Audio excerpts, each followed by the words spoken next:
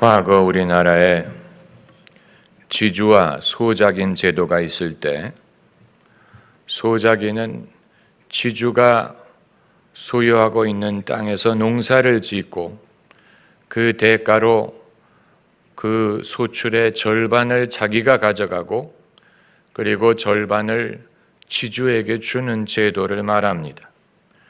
추수 때가 돼서 이제 곡식을 반반씩 나눌 때 이 자기의 몫을 챙긴 후에 이제 이전에 지주에게 지은 빚을 갚아야 되는데 그걸 갖고 나면 소작인이 거둔 것이 없어서 곡식을 추수하는 날에 다시 지주에게 빚을 꿔야 되는 정말로 눈물이 나는 그런 일들이 왕왕 있었다고 합니다.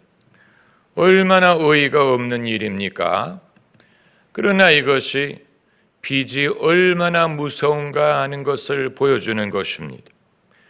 우리는 과거 많은 나라에 노예 제도가 있었던 것을 이상하게 생각하고 얼마나 사람들의 도덕 수준이 낮으면 사람을 노예로 만들었을까 생각을 하지만 원래 빚을 꿔간 사람이 돈을 갚지 못하면 자기의 몸으로 노동력으로 그것을 떼우는 것이 노예 제도의 시작이었습니다.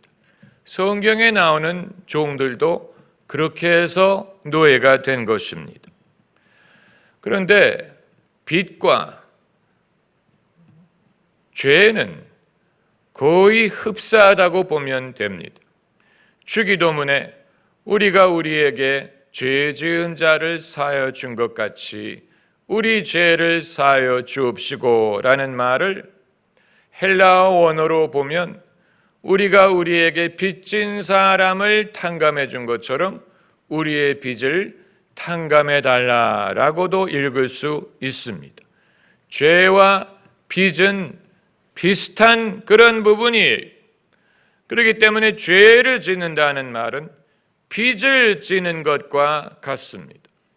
사람에게 빚을 진 것은 어떻게 갚을 수 있겠지만 하나님에게 빚을 진 것은 어떻게 갚을 수 있겠습니까? 사람이 평생 애를 써도 자기가 하나님께 지은 빚을 다 갚지 못할 것입니다.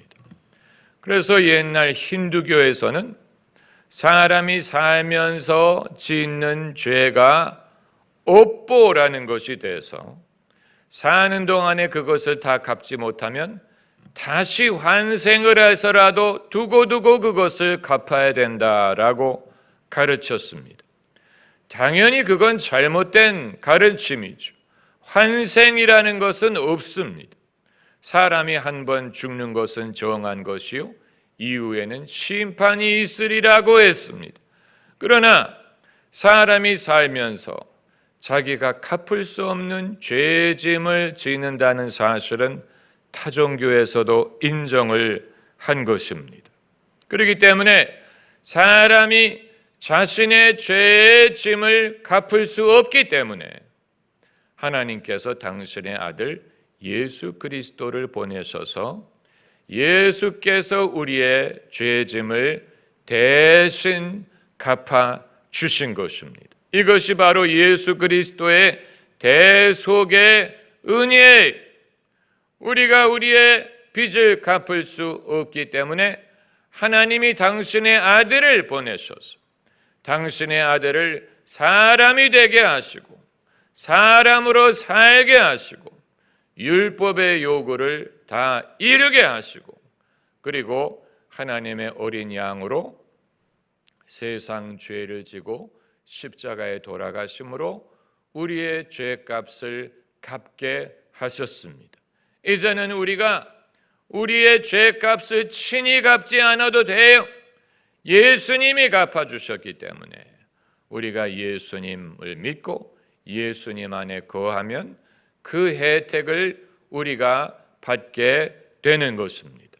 그 혜택 받는 것을 은혜라고 부릅니다. 은혜라는 말은 거저 주시는 선물이라는 뜻이에요. 만일 우리가 은혜를 얻기 위해 대가를 지불해야 된다면 그건 더 이상 거저가 아니에요. 이것이 거저가 될 수 있는 이유는 우리가 아무 대가를 지불하지 않아도 되고 오로지 예수께서 지불하신 그 대가에 힘입어서 그 혜택을 우리가 누리는 것입니다. 고난은 예수님이 받으시고 혜택은 우리가 입게 하신 것입니다. 그런데 이제 중요한 신학적이고 신앙적인 질문은 여기까지는 우리가 이해하고 여기까지는 우리가 믿어요. 여기까지는 우리가 받아들였어요. 이걸 가르치는 것은 그렇게 어렵지 않아요. 전도 집회 가면 이 복음을 믿고 예수 믿겠다고 하는 사람들이 많아요. 그런데 이제 관건은 예수께서 우리의 짐을 다 지시고 거저 주는 선물로 우리를 하나님의 자녀가 되게 하시고 의롭다고 칭함을 받게 하셨는데 이제부터 무엇이 우리를 신앙을 지키고 신앙인으로서의 절개를 지키고 신실함을 지키고 주님을 경외하고 순종하고 따르게 할 것이냐 하는 것입니다. 지옥의 위협해서 안 하면 지옥 보낸다라는 협박으로 할 것입니까? 그렇다면 그건 복음이 아니죠. 주님이 이미 거저 주시는 선물로 우리를 의롭다고 하셨는데 이제 와서 신앙생활을 제대로 하지 않으면 도로 지옥에 보내겠다라고 한다면 그건 애초에 주님이 주신 선물이 유효하지 않았다는 말이 되는 것이고 주님의 십자가의 공로만으로 족하지 않다는 말을 하는 것이고 우리가 우리의 노력으로 때워야 이후에 우리가 갈 곳을 보장한다는 말이 되는 것이기 때문에 그런 식으로 사람의 동기를 부여할 수 없습니다. 그런 식으로 기독교 신앙의 동기를 찾을 수 있는 것이 아니에요. 그럼 어떤 동기가 또 필요하다는 얘기입니까? 구원은 은혜로 받는데 축복은 행함으로 받는다라는 가르침도 기독교인에게 신앙의 동기를 유발하기 위한 몸부림일 것이라고 생각이 됩니다. 그렇기 때문에 사람들이 구원은 주님의 은혜로 받았다고 믿는데 그러나 사실은 구원보다는 축복을 더 좋아하는 사람들이 많아요. 그러니까 구원도 받았고 축복을 받아야 되겠는데 축복은 행함으로 받는다. 섬김이라든가 봉사라든가 신실함이라든가 헌금이라든가 이런 거를 잘 열심히 해야 하나님이 복을 주신다라고 하니까 이 복을 얻기 위해서라도 게으를 수가 없고 또 신실하고 이 성실할 수밖에 없는, 다시 말하면 은혜로 구원을 받은 후에 이제 우리에게 어떤 동기를 줄 것이냐 하는 그런 질문을 이런 식으로 해답을 얻으려고 한 것입니다. 그러나 바로 그런 가르침이 기복신앙이에요. 그건 마치 이 교도소에서 복역하던 사람을 이 복역이 끝나고 출소하게 하면서 이제 아무개 오늘부로 석방, 그래서 석방에서 문을 열고 나가려는 사람을 도로 잡아오는 것과 마찬가지. 구원에 있어서는 당신이 석방을 받았으나 축복에 있어서는 도로 들어와라. 그건 석방이 아니지요. 마찬가지로 구원은 은혜로 받는다. 이제 은혜 안에서 자네는 믿음으로 거저 은혜를 받았다, 석방을 하는 것과 같은데, 석방을 받아 나가려는 사람을 도로 붙잡아서, 그런데 복을 받으려면 다시 들어와서 다시 옛날대로 율법을 행해야 된다. 그건 복음을 왜곡하는 것이고, 그건 잘못된 것입니다. 잘못된 것입니다. 그런데 이런 식으로 가르치게 되는 이유를 우리가 이해할 수 있습니다. 이건 어떤 성경 해석상의 오류에서 비롯된 것이라기보다는 이제 우리가 인간을 아는데, 인간이 얼마나 간사한 존재라는 사실, 얼마나 연약한 존재라는 사실을 아는데, 예수님의 은혜로 구원을 받았다고 말하면 사람들이 좋아하고 받아들이기까지는 하는데, 이제 이후에 신앙생활을 성실하게 하기 위하여 이 사람들을 교회로 계속 오게 해야 되고, 주일 성수하게 해야 되고, 주님의 말씀을 지키게 해야 되고, 섬기게 해야 되고, 봉사하게 해야 되고, 헌금도 하고, 이런저런 기독교인으로 살도록 만들어야 되는데, 다시 율법의 멍에를 지우는 것 이후에는 사람을 움직일 수 있는 것이 없다고 생각을 하게 되니까 도로 율법으로 돌아갈 수밖에 없는 것입니다. 그 이유를 우리가 충분히 이해할 수 있습니다. 왜냐하면 우리도 똑같은 문제로 고민을 했기 때문에, 우리도 내가 왜 희생을 감수하고, 내가 왜 내게 희생과 손해를 감수하면서 남들은 안 하는데 나는 왜 의무적으로 이런저런 일을 해야 된다는 말이냐, 내가 왜 교회에서 섬겨야 되느냐, 출석해야 되느냐, 기독교인으로 살아야 되느냐, 이것저것을 지켜야 되느냐, 주님을 순종해야 되느냐, 내 자신을 희생해야 되느냐, 그 이유가 분명하게 깨달아지지 않는 것입니다. 내가 왜, 그렇기 때문에 내가 깨닫기 위해서라도, 그렇게 하면 복을 받는데, 아니면 그렇게 하면 천국에 더 좋은 자리를 간대, 아니면 천국에 가서 받을 상급이 더 많대, 천국에 가서 더 큰 면류관을 받는데, 이런 어떤 율법적인 대가, 상급을 말하지 않고서는 일반인이 세상의 물정과 사상에 물든 사람이 왜 내가 신실하게 예수 그리스도를 따라야 되느냐 하는 그 이유를 찾기가 어려운 것입니다.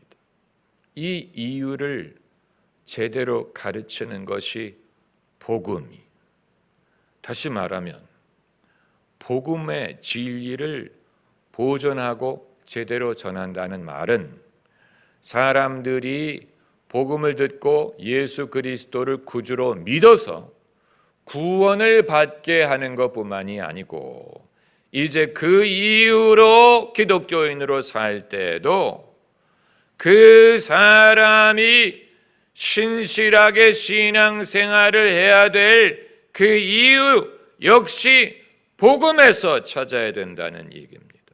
그게 복음을 제대로 가르치는 것입니다. 만약에 그게 아니고 복음을 전해서 사람들이 예수님을 믿게 하는 것은 했는데, 그 이후에 신실하게 신앙생활을 해야 되는 이유를 율법에서 찾게 되면 그건 복음의 진리를 어기는 것이고, 복음의 진리에서 떠나는 것이고, 그렇기 때문에 다시 율법으로 돌아가게 되는 것이고, 과거에 가르쳤던 복음은 온데간데 없이 되는 것입니다. 아주 중요한 것입니다. 아주 중요한 것입니다. 후기 기독교 시대를 사는 우리가 이미 기독교를 오랫동안 알고 접하고 믿고 믿은 적이 있고, 기독교가 뿌리를 많이 내렸던 사회가 후기 기독교 사회가 돼서 여러 명이 기독교 신앙을 떠나가는 그 이유의 근본에는 무엇이 있느냐? 무엇이 있느냐? 사람들이 죄가 많아서 그렇습니까? 사람들이 세상이 너무 좋아서 그렇습니까? 세상의 유혹이 너무 좋아서 사람들이 배신을 하는 것입니까? 그런 사람의 연약함을 따진다면 모든 사람이 다 똑같지요. 어느 나라의 사람들이 더 세상을 좋아하고 어느 나라는 덜 좋아하는 것이 아니에요. 어느 나라 사람들은 더 세상적이고 어디는 덜 세상적이어서 누구는 후기 기독교 사회가 돼서 신앙을 떠나가고 누구는 여전히 신앙 안에 성실하게 남아있는 것이라고 말할 수 없습니다. 결국은 교회가 예수님의 복음을 제대로 전해서 정말로 예수 그리스도의 진리를 사람들이 실감하고 경험하고 그것을 알고 그것을 좋게 여기고 그 안에서 자신의 신앙의 기쁨을 누려야 하지 못했기 때문에 그렇게 된 것입니다. 그렇기 때문에 기독교의 역사가 오래된 나라일수록 떠나가는 사람들, 떠나가는 위험이 더 큰 거예요.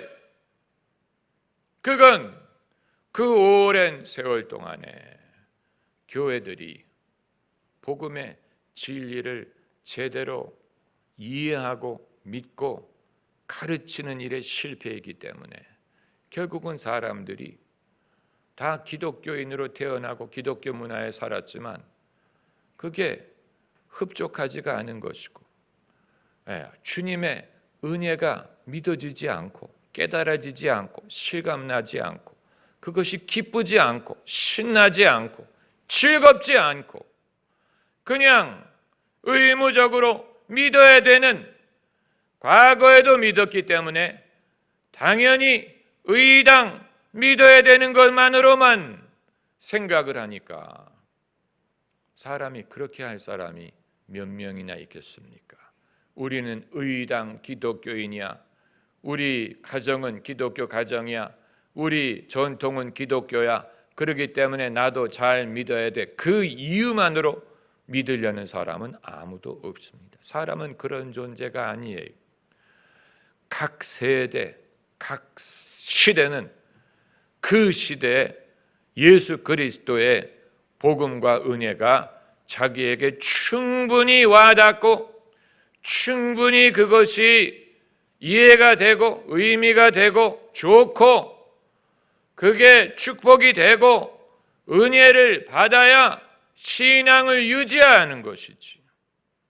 그런 건 없고 그냥 의당, 의무적으로 이것이 우리의 정체성이고 이것이 우리의 전통이고 이것이 우리의 우리의 이 정체성이다. 이렇게 해서 신앙생활을 할 사람은 아무도 없습니다. 아마 그 비슷한 예를 대한민국에서 찾는다면 불교에 대해서 아마 그런 문제가 있지 않을까 생각을 할 수 있습니다.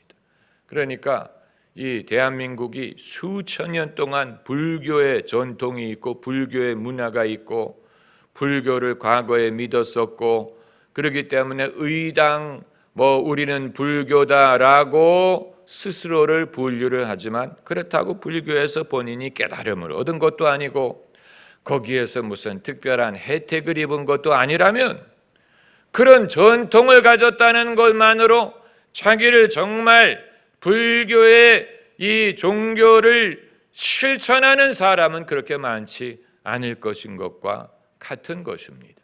기독교도 역사가 길어지면 똑같은 문제가 발생하게 될 것입니다.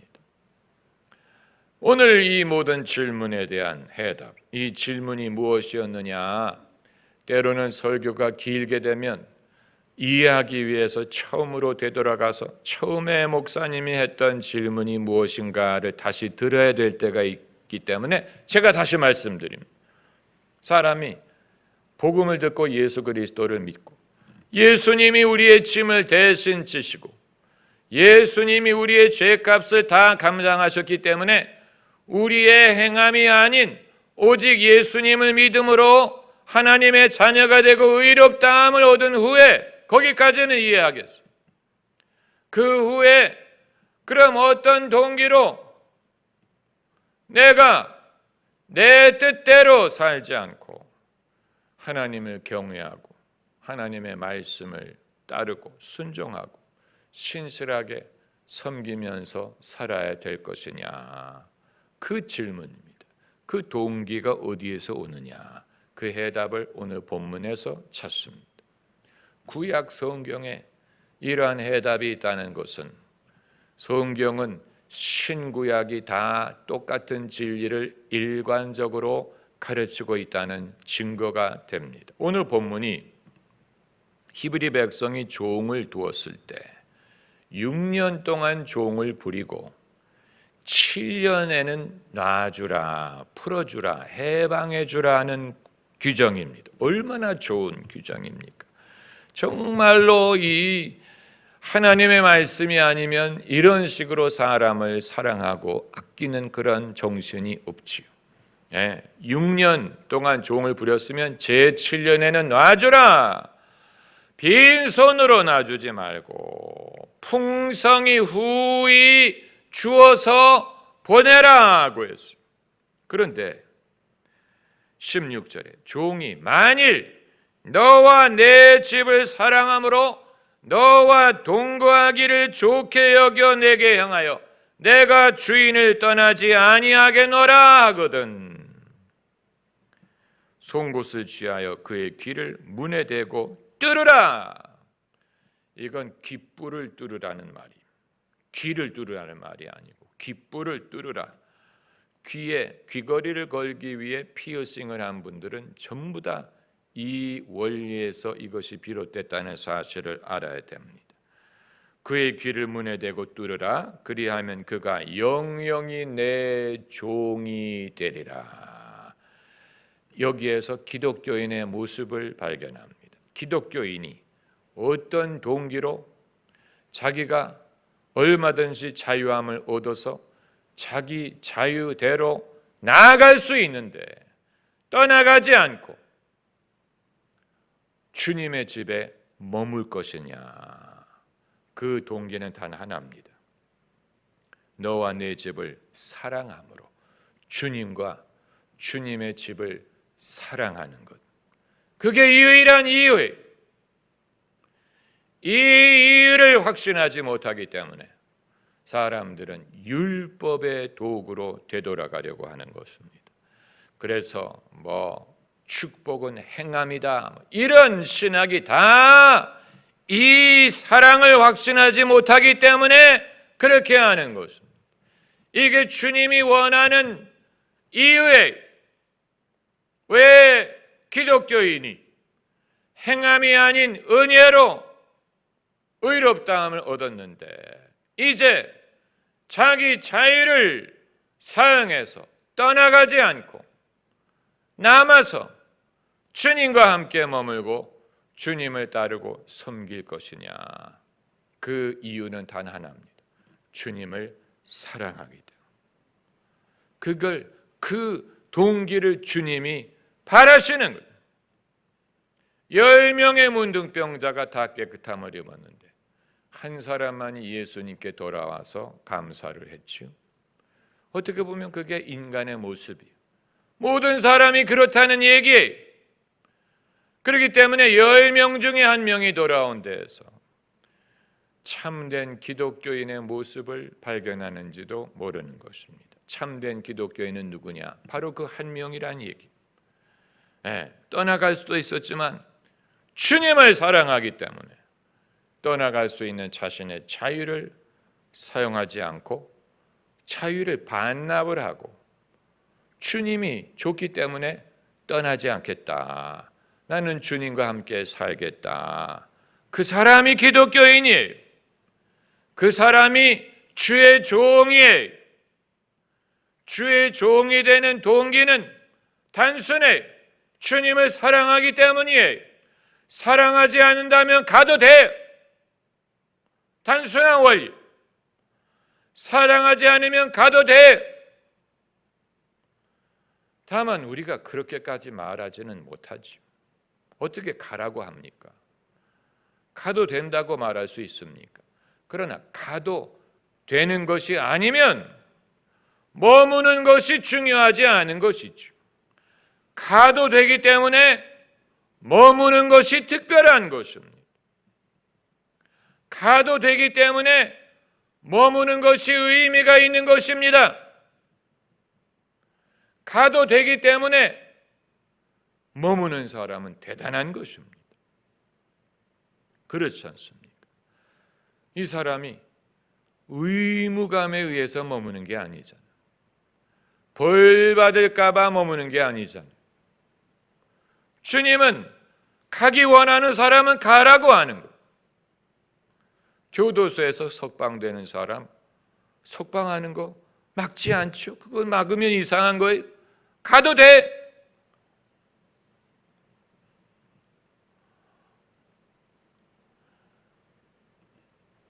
그렇기 때문에 진짜 자유한 사람은 자유를 누릴 수 있지만 반납하는 사람, 그 사람이 진짜 자유인. 그런데 자유를 반납하는 가장